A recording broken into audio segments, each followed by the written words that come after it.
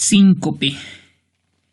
Este tema es muy atractivo porque pues nosotros como médicos siempre en algún momento, hasta por nuestros conocidos, nos van a preguntar cuál es la causa y cómo se maneja un desmayo o un síncope. Primero debemos de saber qué es un síncope. Un síncope o desmayo no es nada más que la pérdida de conciencia transitoria y autolimitada. Dos características, transitorio y autolimitada. Porque si es pérdida de conciencia y es permanente, pues ya sería muerte cerebral. Y si no es autolimitado y si tiene alguna cardiopatía o algún problema disautonómico, pues ya deja de ser un síncope, ¿no? Que está causada por la insuficiencia global del flujo sanguíneo cerebral, es decir, que no hay sangre en el cerebro por algún motivo.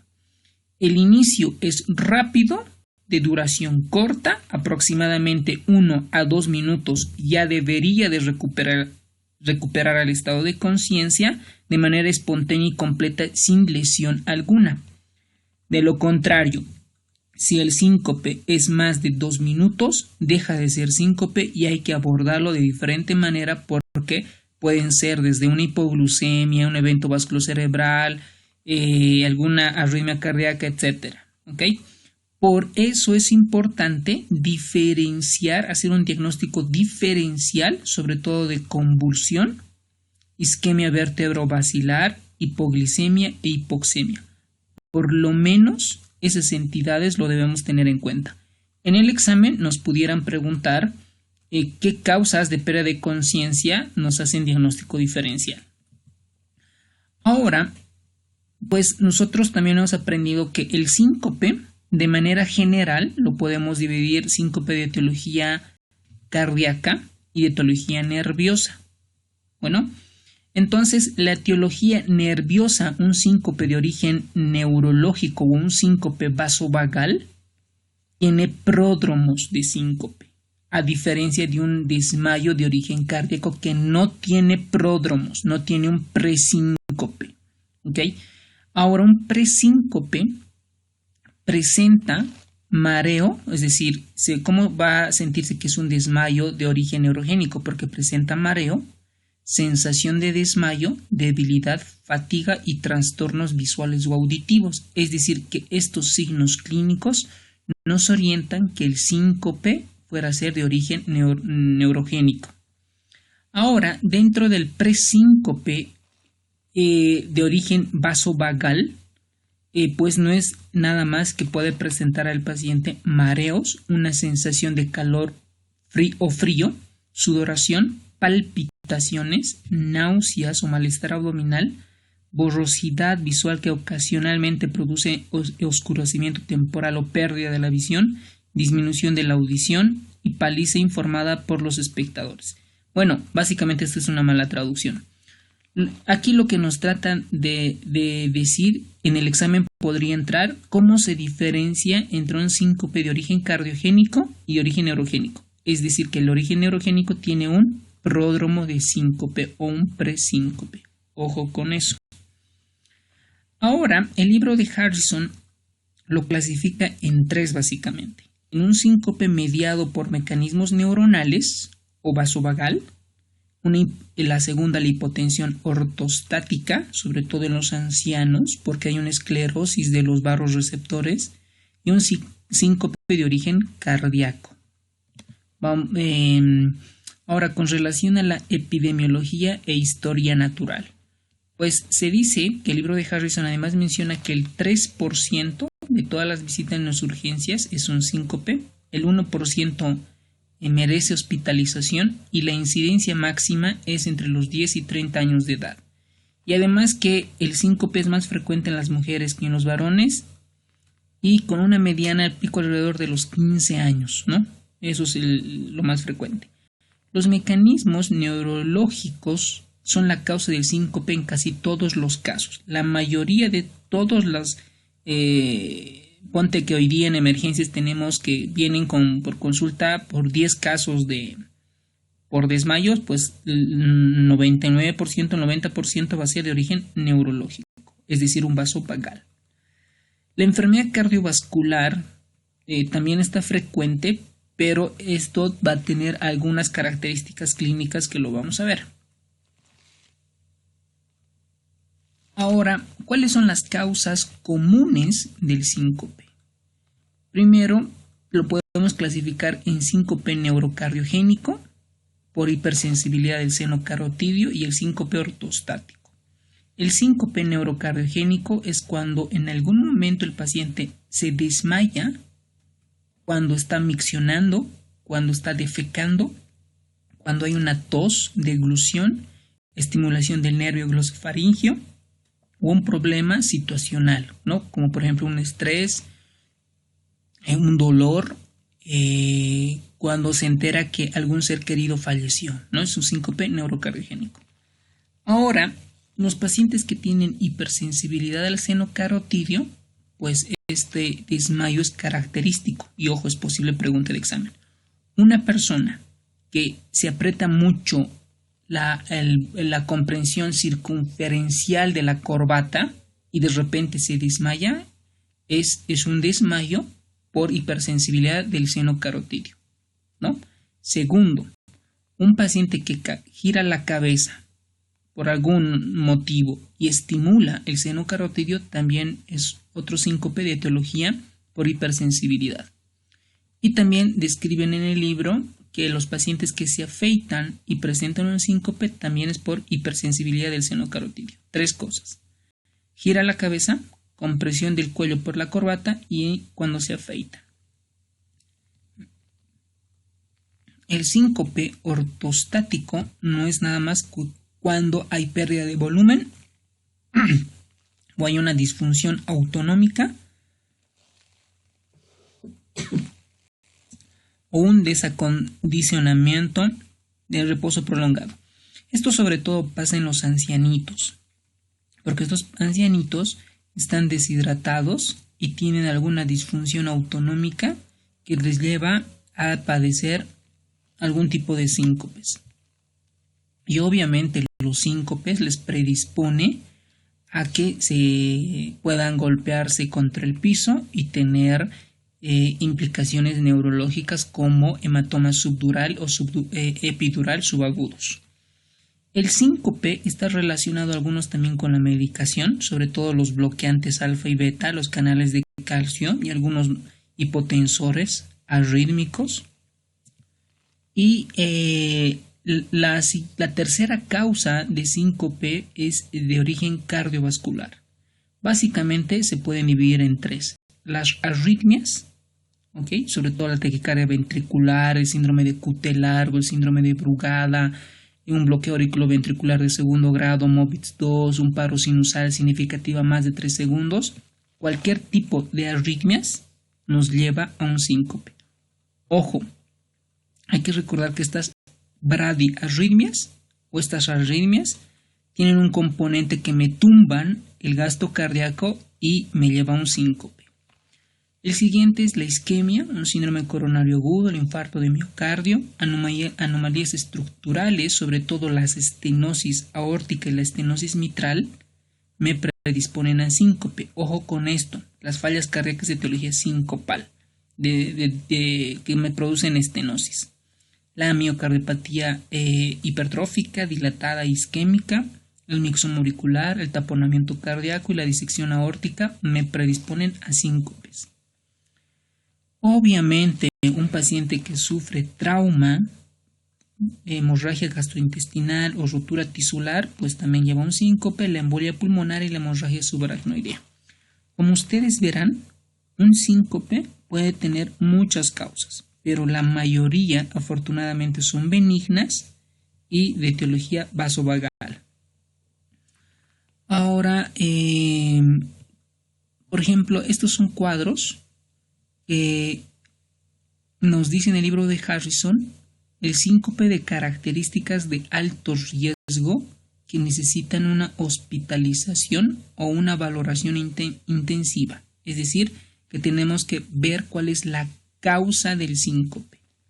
Y esto es posible pregunta de examen, por lo menos yo lo preguntaría, ¿okay? Porque esto es importante reconocer. No se nos puede ir a un paciente que tenga síncope y cualquier cualquiera de estos signos le pudiéramos dar de alta. Eso es ponernos la soga al cuello. ¿Ok? Un paciente que presenta síncope y tiene dolor torácico, hay que pensar en isquemia coronaria o tromboembolismo pulmonar. Un síncope que tiene signos clínicos de falla cardíaca, obviamente debo tratar la falla cardíaca. Un síncope donde yo escucho algún tipo de soplo o le hago un electrocardiograma y de repente me muestra anomalía estructural o algún tipo de arritmia, pues debo de corregirla. La cardiopatía estructural, manifestaciones electrocardiográficas de isquemia, antecedentes de arritmias ventriculares. Esto es muy poco valorado. Un electrocardiograma que tenga un QT prolongado, es decir, más de 500 milisegundos, me predispone a un síncope de alto riesgo. ¿Okay? Luego, un bloqueo seno-auricular repetitivo, una bradicardia sinusal persistente, cualquier tipo de bradiarritmia o taquiarritmia me predispone a que sea un síncope de alto riesgo. Ahora, ¿cómo sucede el síncope? Esta imagen que nos muestran en el libro de Harrison es básicamente del síncope vasovagal. Lo que nos refieren y lo que por fisiología básica conocemos es que la mayor cantidad del volumen sanguíneo, es decir, la sangre, está en la parte venosa, ¿no? 70-75%. Esta sangre venosa pues está en la parte del abdomen, en la parte esplácnica, en los miembros inferiores, y lo que cuando uno está en bipedestación produce un estancamiento de sangre de 500 a 1000 ml de sangre. ¿Okay? Entonces, lo que pasa es que cuando una persona, por lo menos por alguna anormalidad, están en malas los vasoreceptores, estos vasoreceptores están inervadas por el nervio glosofaringeo y el vago, que están situadas en el seno carotídeo y el callado aórtico, de alguna u otra manera no reducen estas señales nerviosas vagales hacia el nodo sinusal a través de conexiones neuroanatómicas que están involucradas en el núcleo del haz solitario con el núcleo ambiguo. Entonces, lo que hace es que hay mayor estimulación de la parte vagal, ¿ok?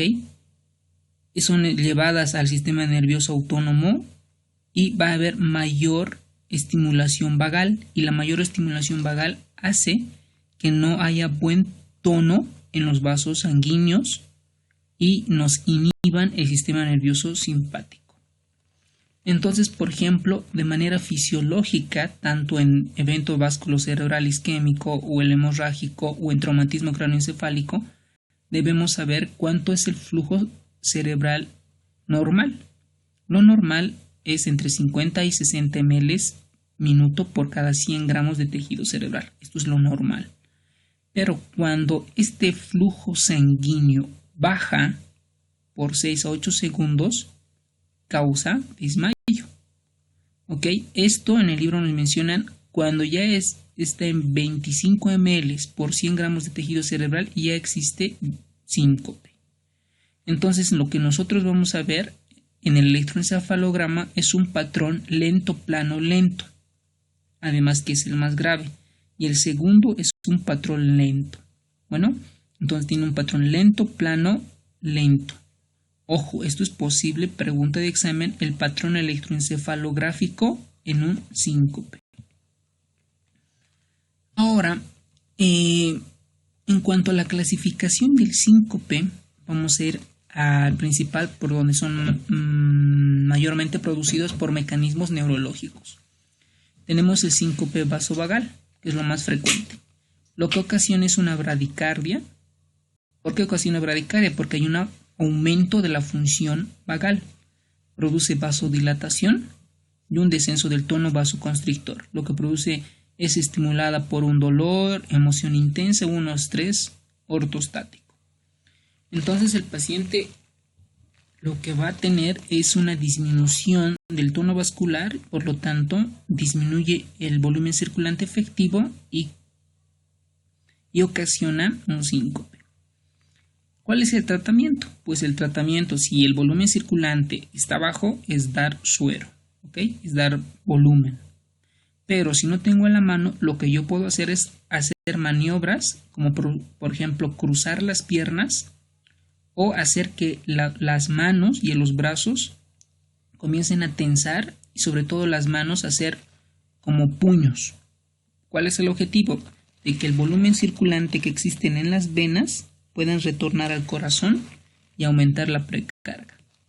En algunos casos, cuando estas maniobras no funcionan, pues está indicado dar fluorocortisona y fármacos vasoconstrictores. Ahora, en algún momento el libro nos mencionan antagonistas del receptor beta, es decir, beta bloqueantes. Ustedes se preguntarán, ¿cómo voy a dar un beta bloqueante a un síncope? Pues algunas veces está indicado, pero la medicina basada en la evidencia nos dice lo contrario. Ahora, las causas del síncope lo habíamos dividido en causas neurológicas. Tenemos todas estas: el síncope vasovagal, síncope de reflejo situacional, síncope de origen pulmonar ocasionada por la tos o cuando se toca un instrumento de viento como los que tenemos en nuestro país, o al levantar un peso o hacer un tipo de estornudo. Eso es un síncope de reflejo situacional pulmonar. Tenemos un síncope urogenital de tubo digestivo, cardíaco, y del seno carótido y ocular. Ahora, el siguiente grupo, el segundo, es el síncope ocasionada por hipotensión ortostática.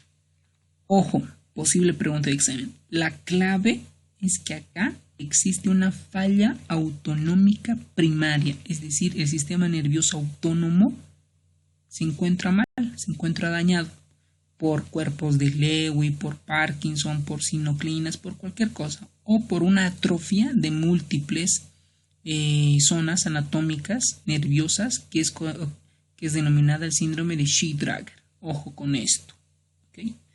Lo demás nos dan fallas autonómicas por diferentes causas. Esta hipotensión ortostática es el descenso de la presión arterial sistólica 20 milímetros de mercurio o la diastólica de 10 milímetros de mercurio que ocasiona clínica. ¿Okay? Eso es hipotensión ortostática.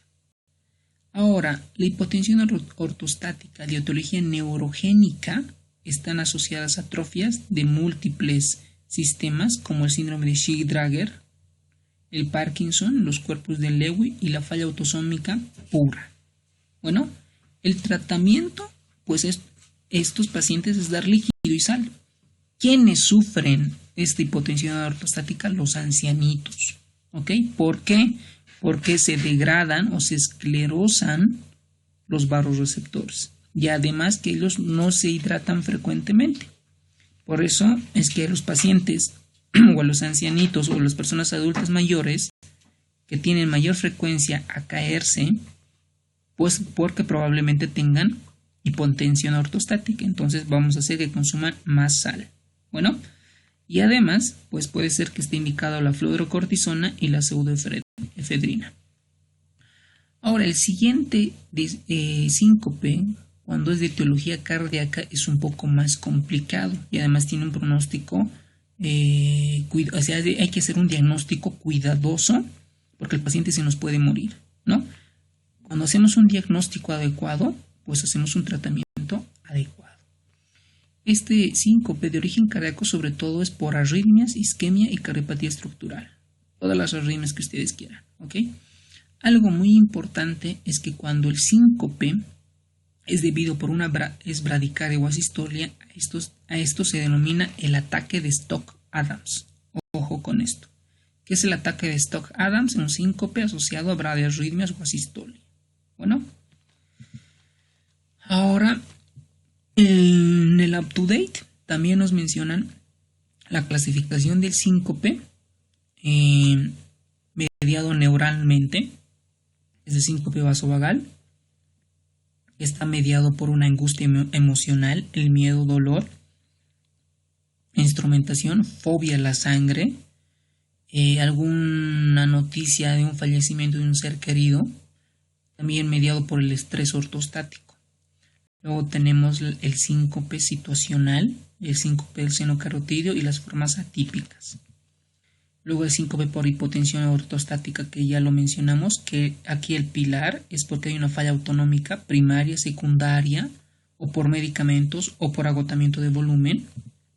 Y el síncope cardíaco, arritmias, isquemia y cardiopatía estructural. Bueno, esta imagen son sacadas de las guías de manejo de síncope.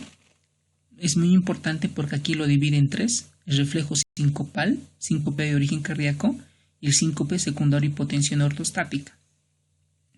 Aquí el común denominador es que hay un reflejo inapropiado. ¿Cómo es esto? Normalmente, cuando nosotros estamos echados o sentados y estamos en bipedestación de manera rápida, a esa presión arterial, cuando estamos sentados o acostados, esta baja a comparación de cuando estamos en bipedestación. Pero ¿qué la compensa? La frecuencia cardíaca. Entonces, una persona que tiene hipotensión ortostática frecuente, es decir, que la frecuencia cardíaca no compensa de manera adecuada. ¿Ok? Por eso es que en esta parte está involucrado tanto la resistencia vascular periférica y el gasto cardíaco. Mientras que en un síncope de origen cardíaco, sea de origen arrítmico, por cardiopatía estructural, por isquemia, lo que me va a involucrar es un gasto cardíaco bajo. ¿Okay?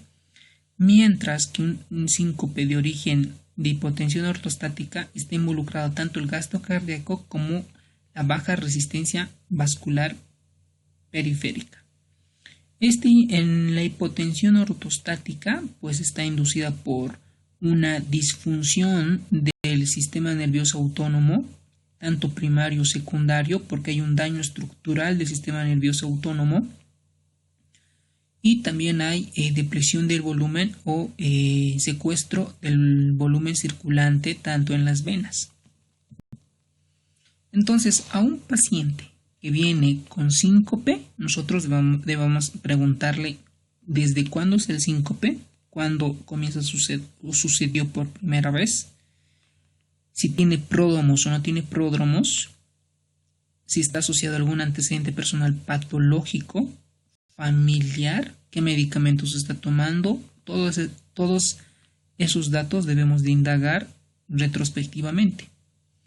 Ahora, la pérdida de conciencia consecutiva a una convulsión.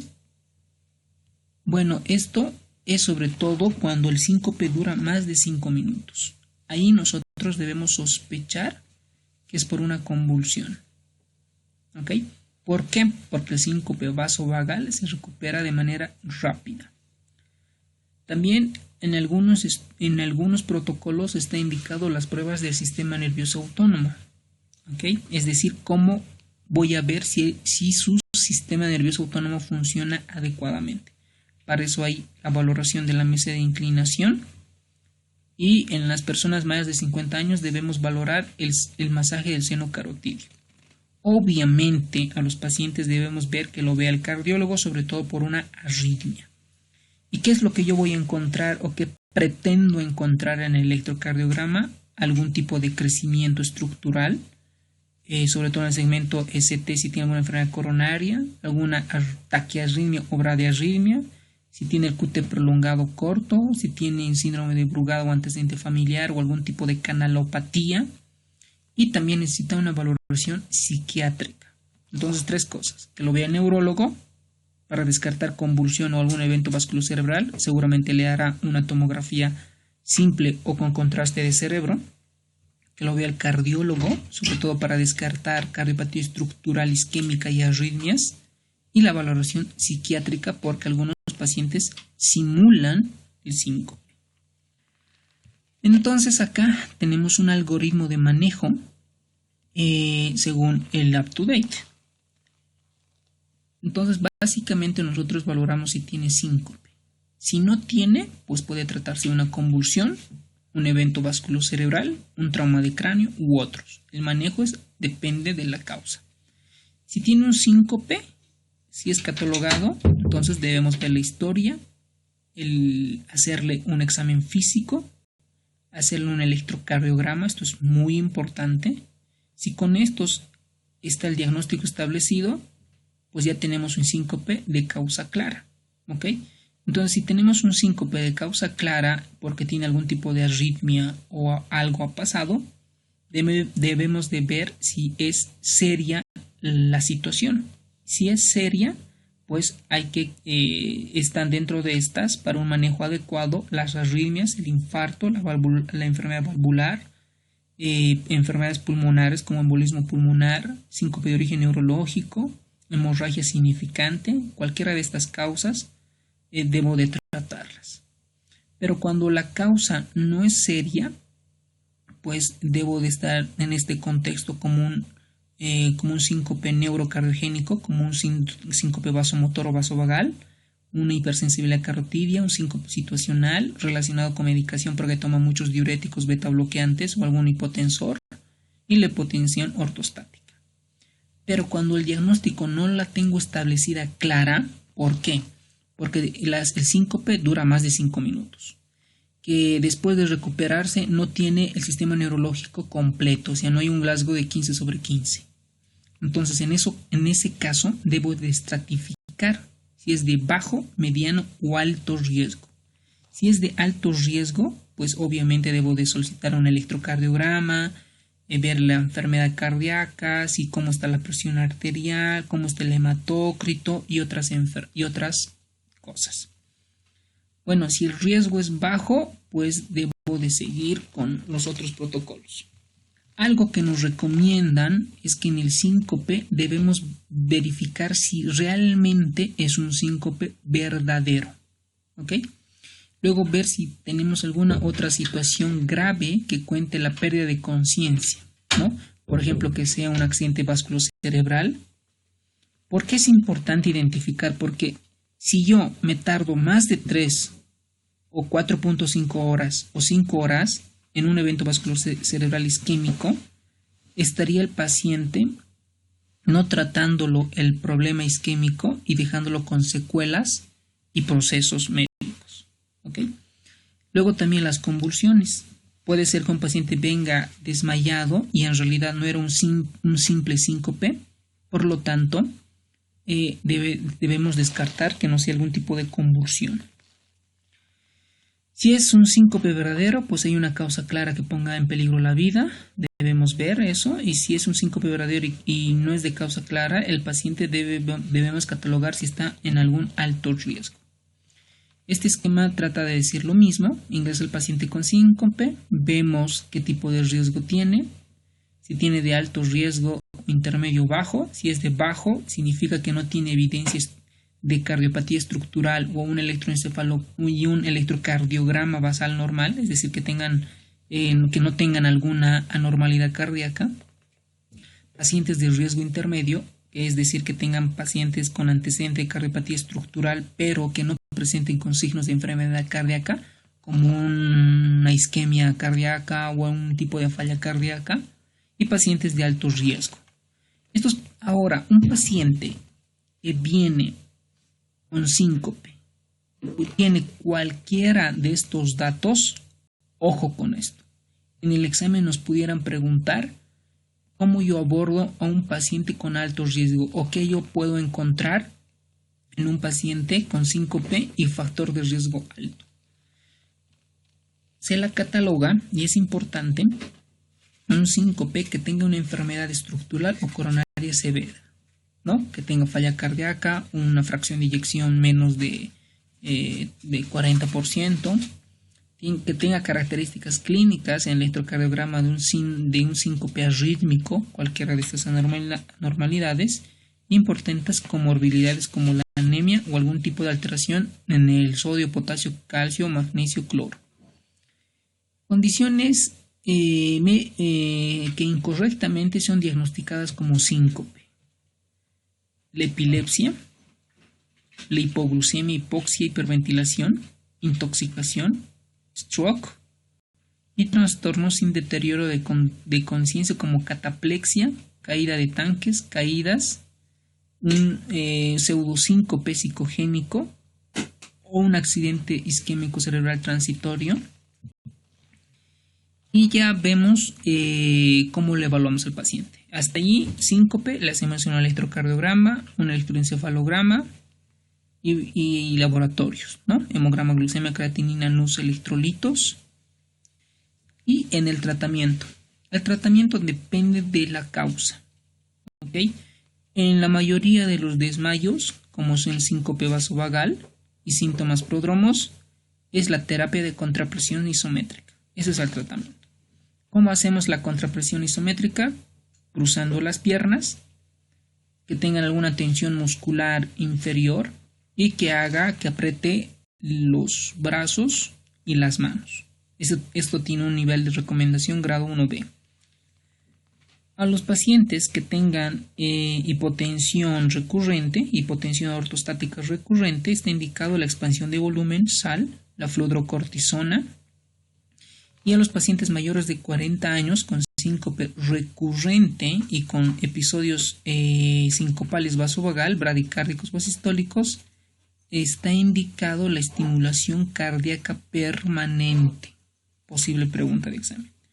Los pacientes diagnosticados con síncope vasovagal recurrente, no tratar con bloqueadores beta. Ojo con esto, porque antes se mencionaba que los beta bloqueantes pudieran tener algún beneficio en el síncope vasovagal. Esto es un cuadro de una de las guías donde básicamente nos dicen presentación clínica del síncope, si tiene sí o no. Si tiene no, pues puede estar alguna otra causa como convulsión, hipoglicemia y demás. Si tiene pérdida de conciencia, debo ver si es transitorio, de recuperación rápida, de corta duración y que tiene una recuperación espontánea. Si realmente cumplen con estas 4 preguntas, es un síncope. Bueno, y si no se recupera, es un coma, es un stroke o alguna otra causa. Si tiene síncope, yo clasifico en 2, traumáticos y no traumáticos. Los no traumáticos es un síncope como tal, una convulsión, psicogénico, raras causas. Y el tratamiento, lo mismo. Un síncope puede ser un reflejo que está mediado por reflejo anormal o una intolerancia ortostática. Se debe considerar la terapia sobre todo de la terapia específica en cuanto se busquen causas identificables de síncope y que tengan una predicción de baja frecuencia, pues debemos educar al paciente y evitar cuáles son los causantes de este síncope. De origen cardíaco, tratar cuál es la normalidad cardíaca, y el síncope de causa inexplicada, pues debemos indagar sobre otras enfermedades, ¿no? Como canalopatías, y considerar de terapia de estimulación o de terapia de cardioversión. Y vamos a terminar con esto. La recuperación del síncope verdadero es completa de 1 a 2 minutos. Periodos más largos no es un síncope. El síncope de origen cardíaco, es decir, por una arritmia, hay ausencia de pródromos. Siempre entre un síncope debemos hacer un electrocardiograma y un encefalograma. Entonces lo tiene que ver el neurólogo, el cardiólogo y el psiquiatra. Este es un caso clínico en noviembre del 2007, es caso de la vida real. Un varón de 15 años, deportista, atleta, está practicando ejercicios y presenta mareos con sensación de palpitaciones y desvanecimiento con pérdida de conocimiento. ¿Ok? Tiene un desmayo. Lo llevan a emergencias y tiene este electrocardiograma. Si ustedes ven, ¿es rápido o lento? Es rápido. ¿Regular o irregular? Es regular. ¿Cómo está el QRS ancho? ¿Ancho o corto? ¿No? Ancho. Entonces lo clasificas. ¿Qué tipo de taquiarritmia es? Entonces esto es una taquiarritmia rítmica con QRS ancho de 261 latidos por minuto. Si nosotros vemos a este paciente como es una taquicardia supraventricular, que lo más probable, lo indagamos así, le damos adenosina, 6 miligramos, posteriormente 12 miligramos, y vemos cómo en este siempre cuando se administra algún antiarrítmico se hace el electrocardiograma. Administramos adenosina y miren cómo el electrocardiograma cambia y se va viendo que es otro tipo de arritmia. ¿Ok? Es una fibrilación auricular con bloqueo 2.1 y una frecuencia cardíaca de 138. Entonces, para la fibrilación auricular, el tratamiento pues no es adenosina, por lo tanto se da un atenolol 25 miligramos y al cabo de unas horas recupera a ritmo sinusal. Entonces, este paciente que vino con un síncope, pero no tenía síntomas prodrómicos, ¿no? Y se hace un electrocardiograma y ve algún tipo de arritmia. Entonces ya lo tiene que ver al cardiólogo. El cardiólogo le hace un ecocardiograma para ver si no tiene algún tipo de anomalía estructural y le hace una prueba de esfuerzo, que en este caso clínico salió normal. ¿Ok? Para eso, para donde el arritmólogo le hace un estudio electrofisiológico, lo que él reporta es una sobreestimulación del seno coronario que induce un flater auricular antihorario. Es decir, que este síncope era de origen cardíaco por un flutter auricular. Este flutter auricular se trata con ablación lineal sobre el istmo durante el flater hasta llegar a un ritmo sinusal. Pues actualmente, después de su ablación del istmo, el joven está asintomático y reincorporado a sus actividades físicas. Espero haber ayudado un poco y gracias.